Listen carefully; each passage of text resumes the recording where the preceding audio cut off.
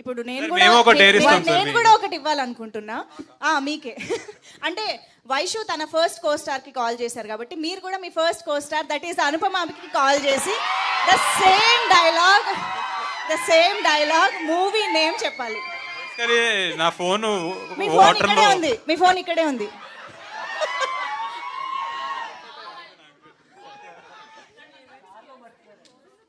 కార్లో మర్చిపోయాను. పోనీ మంజుష గారు ఫోన్ వచ్చే గ్యాప్ లో క్వశ్చన్ అడుగుతాను. ఇక్కడ మ్యాచ్ స్టార్ట్ అవుతుంది, పోదాం పదండి ఇంకా. నా ఫోన్ తీసుకుని చేయండి అన్న పర్లేదు. సో మంజుష గారు can I ask? Yes, phone please, వచ్చే please గ్యాప్ లో. proceed. So I have a question for Ashish గారు అండ్ వైష్ణవ్ గారు ఇద్దరికి. సో ఫస్ట్ మిమ్మల్ని అడుగుతా. సో ట్రైలర్లో టీజర్ స్టార్టింగ్ వచ్చినప్పుడు దెయ్యంతో లవ్వే కాదు రొమాన్స్ కూడా ఉంటుంది అని మెన్షన్ చేశారు కదా. టీజర్ ఫస్ట్ వచ్చినప్పుడు దెయ్యంతో రొమాన్స్ అని కూడా మెన్షన్ చేశారు కదా.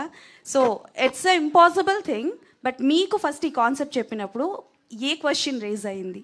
నేను అదే సార్కి చెప్పినట్టు ఫస్ట్ బాగుంది, కానీ బాగున్న ప్రతిదీ స్క్రీన్ మీద అదే రెప్లికేట్ అవుతుంది అని లేదు కదా. సో ఫస్ట్ నేననే కాదు, ఈ కథ రాసిన అతనికి కూడా డౌటే ఉండే.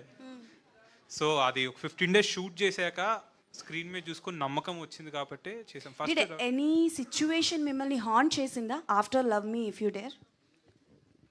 అంటే హార్న్ చేయలేదు, నేను కూడా ఆ మూవీలో లవ్లో పడిపోయా.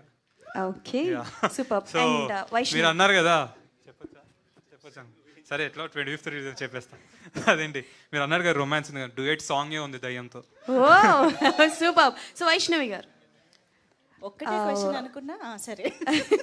సో మీరు అంటే like all kind of expressions సూపర్గా ఇస్తారు. అంటే లైక్ అగ్రెసివ్ కావచ్చు, రొమాంటిక్ కావచ్చు, లవ్ కావచ్చు. మీకు అవకాశం వస్తే యాంటోగనిస్ట్ క్యారెక్టర్ ఏ క్యారెక్టర్ని